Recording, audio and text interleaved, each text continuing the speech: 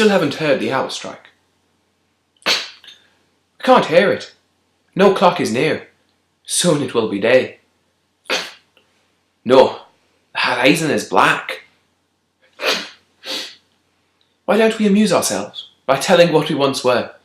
It's beautiful, sister, and always false. No, let's not talk about it. Besides, were we ever anything? Perhaps, I don't know. But it's always beautiful, in any case, to talk about the past. The hours have gone by, and we have remained silent. I've passed the time gazing at the flame of that candle. Sometimes it flickers, or turns yellow, or more white.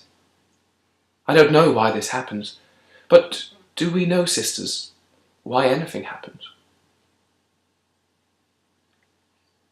To talk about the past must be beautiful, or it is useless. It makes us feel so sorry. Let's talk, if you like, about a past we may never have had. No, perhaps we had it. You're saying nothing but words. Talking is so sad, such a false way of forgetting. How about if we go for a walk? Where? Here, back and forth. Sometimes this brings dreams. Of what? I don't know. Why should I know? This land is so sad. It was less sad in the land where I used to live. At day's end, I spun Fred by the window. The window looked out onto the sea, where sometimes I could spot an island in the distance. Sometimes I didn't spin. I looked at the sea and forgot to live. I don't know if I was happy. I'll never get back to being what perhaps I never was. I've never seen the sea except from here. We see so little of it from that window, which is the only one through which we can see it at all. Is the sea of other lands beautiful? Only the sea of other lands is beautiful. The sea we can see always makes us long for the one we'll never see. Didn't we say we were going to tell our past? No, we didn't. Why is there no clock in this room? I don't know. But this way, with no clock, everything is more distant and mysterious. The night belongs more to itself. Perhaps if we knew what time it is, we couldn't talk like this. In me, sister, everything is sad. It's December in my soul. I'm trying not to look at the window, through which I know hills can be seen in the distance. I was once happy, beyond some hills. I was a little girl. Every day I picked flowers and asked, before going to sleep, that they not be taken from me. There's something about this that's irreparable, and that makes me feel like crying. This happened. It could only have happened far away from here. When will the day dawn? What does it matter? It always dawns in the same way. Always, always, always.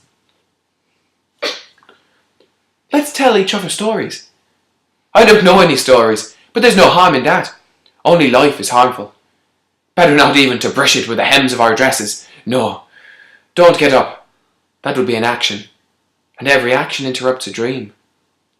I wasn't having a dream right now, but it's nice to imagine that I could have been.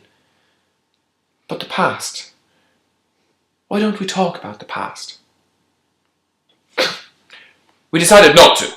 Soon day will break and we'll regret it. Daylight puts dreams to sleep. Past is just a dream. I can think of nothing, for that matter, that isn't a dream. If I look closely at the present, it seems to have already moved on. What is anything? How does it move on from one moment to the next? How does it inwardly move on? Oh, let's talk, sisters. Let's talk all together in a loud voice. Silence is beginning to take shape. to be a thing. I feel it wrapping me like a mist. Talk! What for? I stare at you both and don't see you right away. Chasms seem to have opened between us. To be able to see you, I have to wear out the idea that I can see you. This warm air feels cold inside, in the part that touches my soul. Right now I should be feeling impossible hands running through my hair. That's the image people use when talking about mermaids. Just now, when I wasn't thinking about anything, I was thinking about my past. And I must have been thinking about mine. I don't know what I was thinking about. Perhaps about the past of others. The past of wondrous people who never existed. Not far from my mother's house there flowed a stream. Why did it flow? And why didn't it flow farther away or nearer?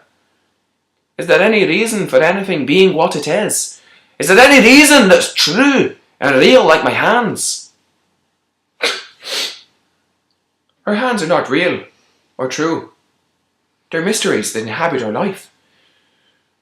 Sometimes, staring at my hands, I fear God. No wind makes the candles flutter. But look, they flutter all the same. Toward what? What a pity if someone could answer. I feel like listening to exotic melodies which at this very moment are surely playing in places on other continents. In my heart, everything is always far away. Perhaps because I chased the waves of the seashore when I was a child. I led life by the hand amongst the rocks of low tide, when the ocean seems to have crossed its hands on its chest and fallen asleep, like the statue of an angel, so that no one will ever look at it again. Your words remind me of my soul. Perhaps because they're not true. I hardly realise I'm saying them. I repeat what a voice I don't hear tells me. But I must have really lived by the seashore. I love things that wave this way or that. There are waves in my soul.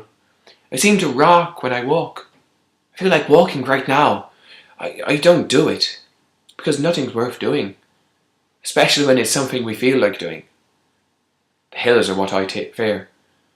They can't possibly be so large and still. They must have a stony secret they refuse to tell. If I could lean out that window without seeing hills, and someone in whom I feel happy would, for a moment, lean out of my soul. I myself love the hills. On this side of all hills, life is always ugly. On the other side, where my mother lives, we used to sit in the shade of tamarind trees and talk about going to other lands. There, everything was long and happy, like the song of two birds, one on either side of the path. Our thoughts were the only clearings in the forest, and our dreams were that the trees would cast some other calm besides their shadows on the ground. Surely that was how we lived. I don't know if anyone else. Tell me this was true, so that I won't have to cry.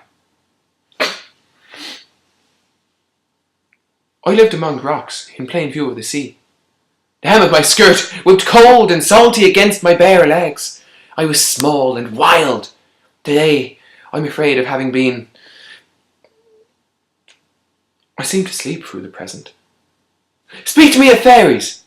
I've never seen anyone speak of them. The ocean was too big to ever make me think of them. It's cosier in life to be small. Were you ever happy, sister? I'm beginning in this moment to have been so. Then too, it all happened in the shade. The trees lived it more than I did. It never arrived, and I hardly expected it to. And you, sister, why don't you speak? It horrifies me that I'll soon have said what I'm going to say. My words, spoken in the present, will belong immediately to the past. They'll be somewhere outside of me, irrevocable and fatal. When speaking, I think about what's going on in my throat. and my words seem like people.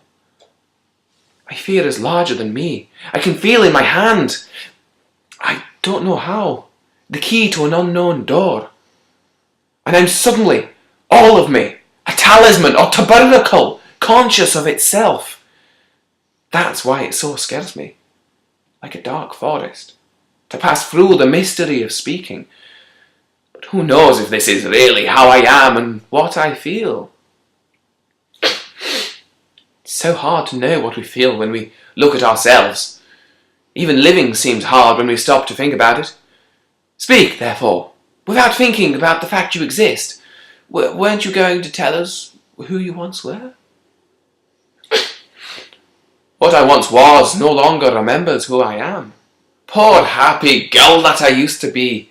I lived among the shadows of branches, and everything in my soul is in trembling leaves. When I walk in the sun, my shadow is cool.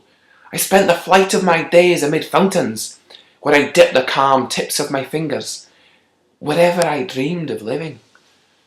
Sometimes I bent over and stared at myself in the ponds. When I smiled, my teeth looked mysterious in the water. They had their own smile, independent of mine. I always smiled for no reason. Talk to me about death, about the end of all things, so that I can feel there's a reason to look back. Let's talk about nothing. About nothing. It's colder now, but why is it colder? There's no reason for it to be colder. It's not really any colder than it is. Why must we talk? Singing, I don't know why, is better than talking. Singing, when we do it at night, is a bold and cheery person who bursts into a room and warms it up, comforting us. I could sing you a song we used to sing at home in my past. Don't you want me to sing it?